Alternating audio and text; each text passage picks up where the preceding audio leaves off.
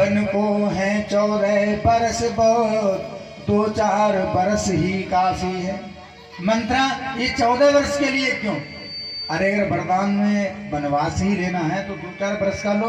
और पहली बात तो वरदान की आवश्यकता ही नहीं है जिसमें राम जी बन के लिए जाएं, हमें तो भरत के लिए राज लेना है।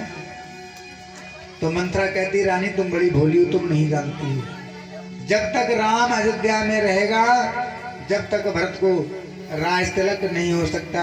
तुम नहीं जानती हो पूरी अयोध्या के जो लोग हैं ना वो राम को बड़ा चाहते हैं, और प्रजा अपने राम के होते भरत को सिंहासन पर नहीं बैठने देगी। रानी जी राजोत्सव की हो रही धूम 14 दिन से, लो उसका बदला लगे हाथ तुम कौशल्या उस सौतन से। आज जो 14 दिन से धूम मची हुई है उसका 14 वर्ष तक तुम बदला लो, बदला ज्यादा करके लो। रानी ने कहा तो 14 वर्ष के लिए क्यों? तो मंत्रा कहती है देखो कैकेयी, 12 वर्ष तक यदि कोई व्यक्ति अपने स्थान पर नहीं रहता है तो 12 वर्ष के बाद वो स्थान उसका स्वयं छिन जाता है। और अगर 12 वर्ष तक वन में राम रहेगा तो भरत राजा बन जाएंगे। फिर 12 वर्ष में सब लोग भूल जाते हैं। तो उन्होंने कहा 12 ही मांग लो। बोले 12 क्यों, 14 करो। कैकेयी ने कहा 13 कर लो। बोले 13 3 नहीं अच्छे हैं, तुम तो सीधे 14 करो।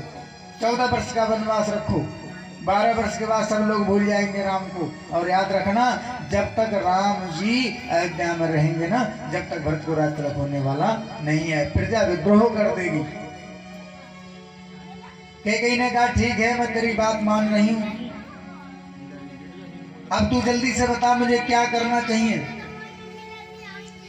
तो मंत्रा ने कह दिया रानी आप जा करके ये वस्त्र इत्यादि गहने उतार करके आपको भवन में चली जाओ और मैं राजा को आपके पास भेजूंगी। लेकिन याद रखना बड़ी चतुराई से ये कार्यक्रम करना है, ये ना हो कि राजा जाएं और तुम्हारी बातों में फंस भी ना पाए और बना बनाए खेल बिगड़ जाए, इसलिए बड़ी चतुराई से कार्य करना है। मंत्रा की बातों में आकर के रानी में पूरी तरह भड़की जब ये आग, अनशन पाटी ले पड़ी दिया अन्न जल त्याग। जाकर के को भवन में पड़ गई और इधर कि कर दिए वस्त्र सब तार तार लटके मोती जंजाल हुए।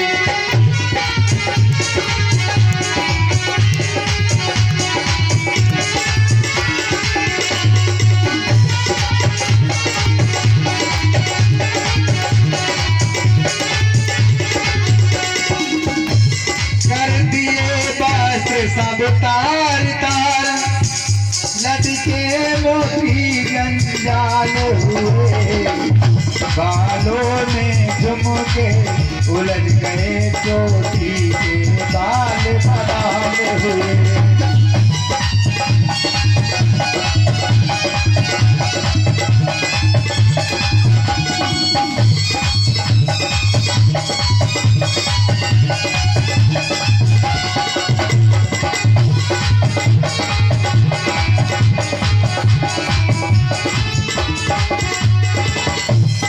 काली मांग अब आंखों में, काजल में काले गाल किए, रंगार दान पर फिर बड़ा कंदी के दांत निकाल दिए।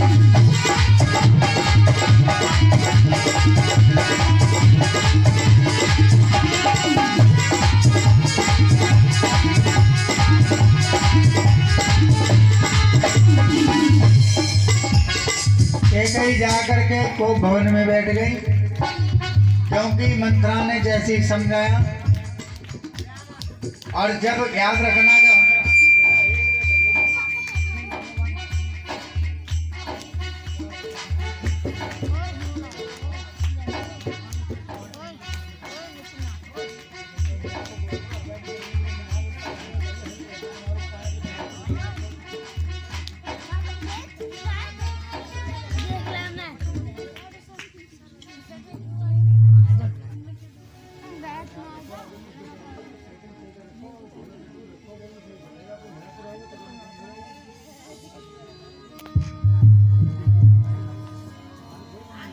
ही मार्ग बताएगी।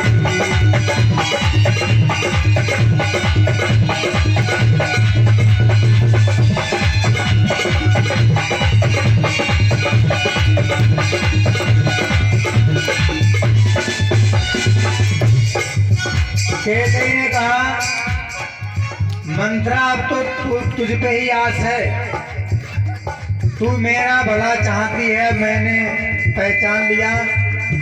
निश्चय ही कपट भूप में है, राजा में कपट है, अब मैंने मन में जान लिया। तू बुद्धिमती है, बूढ़ी है, तू ही अब मार्ग बताएगी।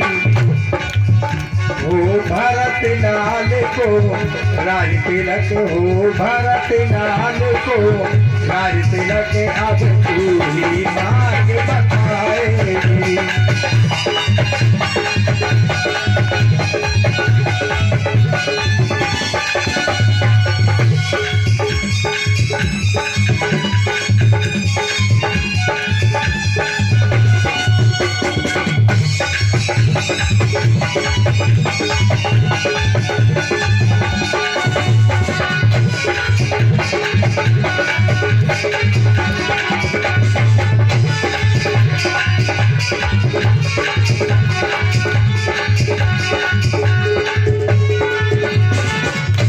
मंत्रा से कहा कि मंत्रा तू बूढ़ी है, बुद्धिमान है और तेरे अंदर बहुत ज्ञान है। मंत्रा तू ही कोई मार्ग ऐसा बता जिससे मेरा और मेरे पुत्र का कल्याण हो जाए।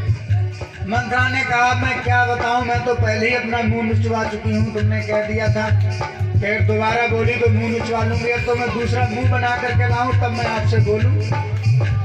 तो आपसे कहना ही क्या है रानी, अब तो मैं जा रही हूं और तुम्हारा जैसे भी मन आए वैसा करो।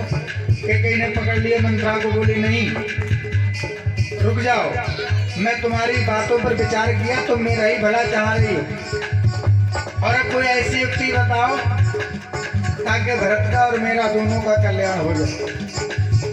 तो मंत्रा ने कहा कि भाई तुम बड़ी भोली हो, तुम्हें पता भी नहीं है कि 2 वरदान तुम्हारे राजा पर आ रहे हैं बहुत दिन पहले के। केकई ने कहा अरे मैं तो ये भी बात भूल गई थी कि मेरे 2 वरदान भी हैं, याद दिलवाया। देवासुर संग्राम हुआ था, उस समय 2 वरदान तुम्हें राजा ने तुम्हारे लिए दिए थे, वो आज वरदान मांगने का सही समय है। और रानी जब तुम मुझे अपना मान रही हो, मेरी बात मान रही हो, तो सुनो एकदम वरदान मत मांग लेना। 2 वरदान है, दोनों में एक में राम को 14 वर्ष का वनवास और पहले भरत का राज तिलक, लेकिन ऐसे वरदान मत मांगना, पहले राजा को फंसाना, चिकनी चुपड़ी बातें करके राजा को राम की सौगंध खिलाना, और जब वो सौगंध खा जाएंगे तब वो वरदान देंगे, और उस समय जब वरदान वो दे देंगे फिर अपनी बातों से बचने वाले नहीं हैं। बोली सुनो रानी, मांगना खूब चतुराई से, जो मांग सफल भी पा जाए, उस समय मांगना राजा से सौगंध राम की खा जाए।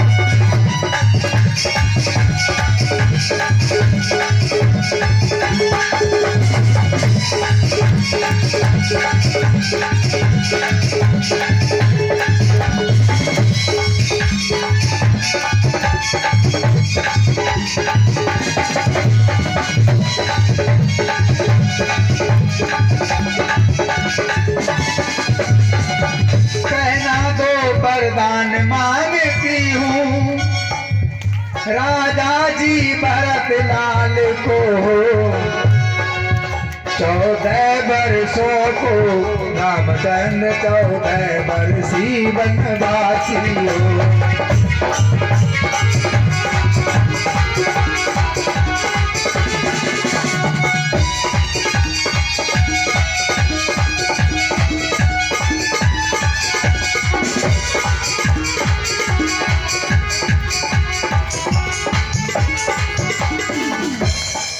मंत्रा ने कहा देखो केकई, वरदान ऐसे नहीं मांगना, मैं तुम्हें सब समझा रही हूँ। पहले तो ये राजसी वस्त्र उतारो, तो तुम रानी बन के घूम रही हो ना, पहले दासी बन जाओ। बोली अरे दासी बन जाओ? बोली हाँ थोड़ी देर के लिए, ये कोई कार्य करना होता है ना तो थोड़ा नाटक करना पड़ेगा। बोली राजसी वस्त्र उतारो, गहने आभूषण उतारो, और तुम कोप भवन में जाकर के लेट जाओ। और सारी युक्ति मैं तुम्हें समझा रही हूँ। राजा से जो वरदान मांगना, उस पहले वरदान में राम को 14 वर्ष का वनवास और भरत जी को राज तिलक। उन्होंने कहा राजा मानेंगे कैसे, वरदान देंगे कैसे? तो मंत्रा बोली यही तो मैं तुम्हें समझा रही हूँ कि कैसे क्या करना है। आप ये नए वस्त्र गहने उतार दीजिए और पुराने फटे वस्त्र पहन करके आप जो है को भवन में जाकर के लेट जाओ।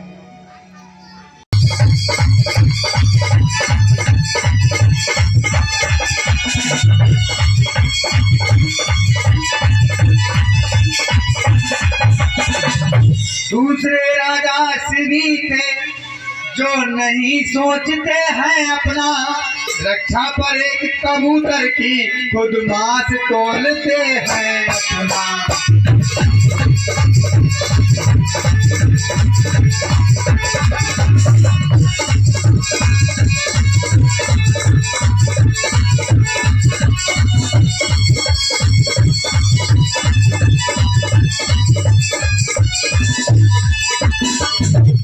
का तीसरे हुए श्रीयुत दधीच जो स्वेशदान का लेते हैं, जब आकर इंद्र मांगता है हड्डी तक अपनी दे देते हैं।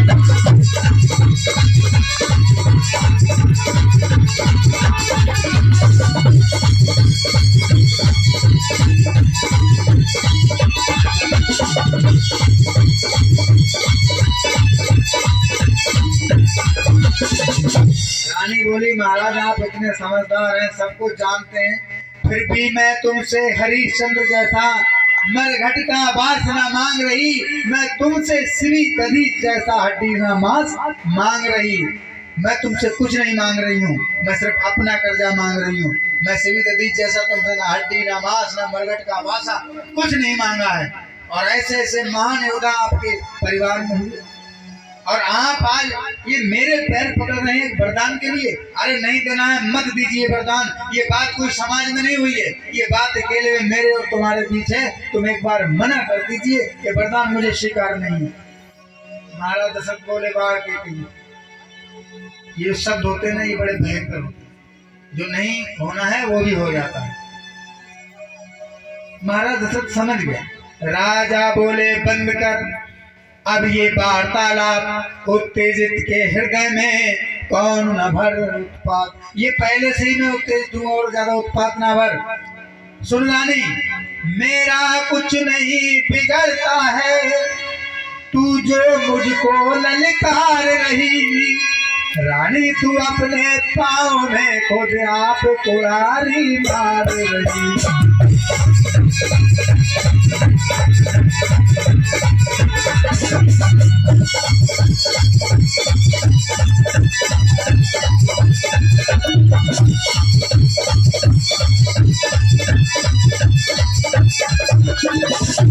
तू आज नहीं आपे में है, जिस दिन होश में आएगी उस न जइयो बनवा। राजा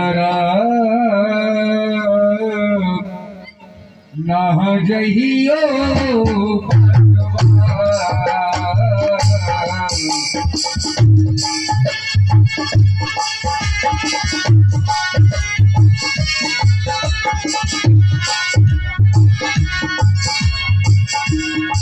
मेरे दिल को लगा थे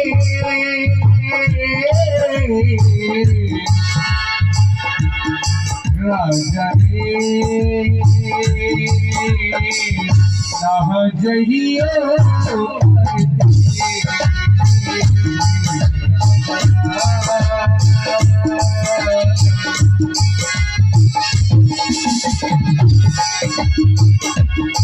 Thank you.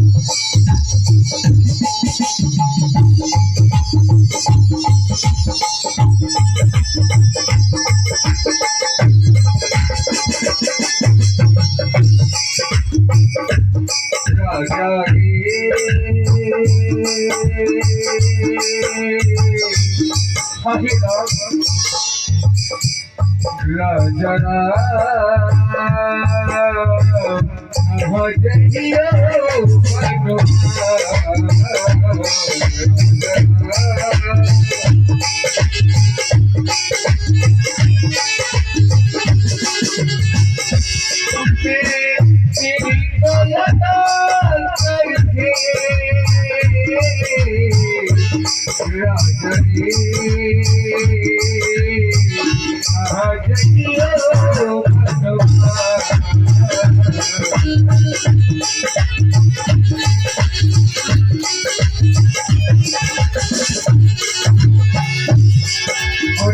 जाना तुमको नहीं जाना, छोड़ के हमको नहीं जाना।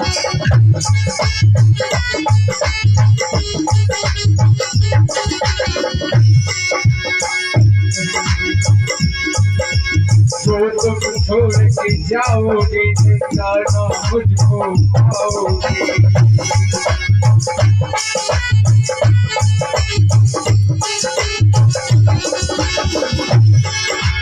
छोड़ेंगे मुझको जाओगे, जाना मुझको पाओगे। राजा रो रो के जाते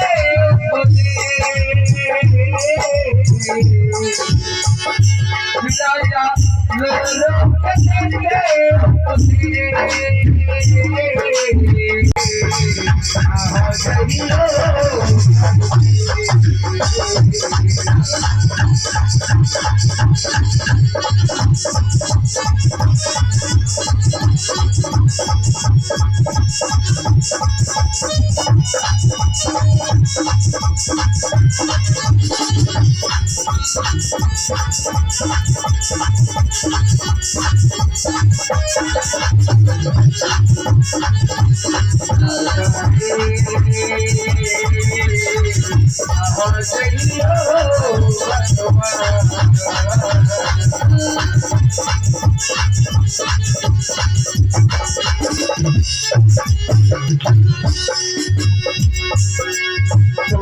के मुझे कौन दिखावे, मेरे सोने मैया रह जाए।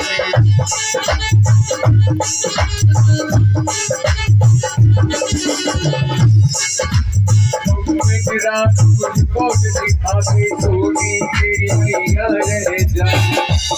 मैया रो रो के कहती हो सोने, मैया रो रो के कहती हो सोने। राजा हरे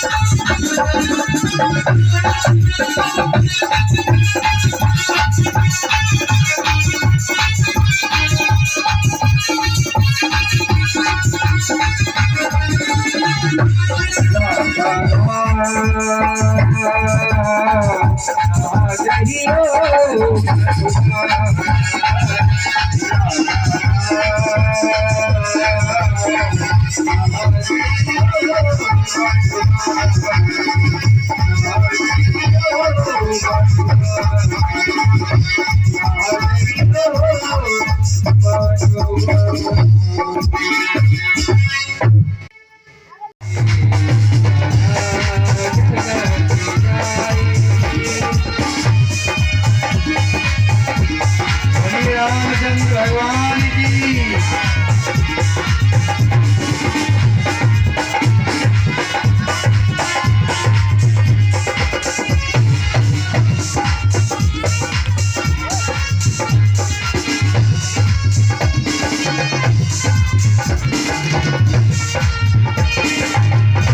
आगे आगे राम चलते हैं, पीछे लक्ष्मण भाई।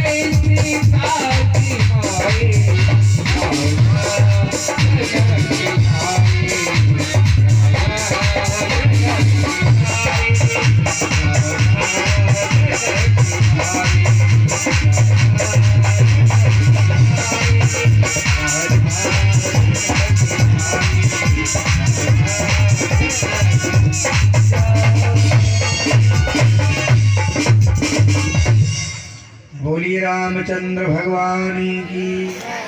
अच्छा झांकी समझ में आई? फिर ताली तो एक भी नहीं बजाई, जोरदार ताली लगा दो।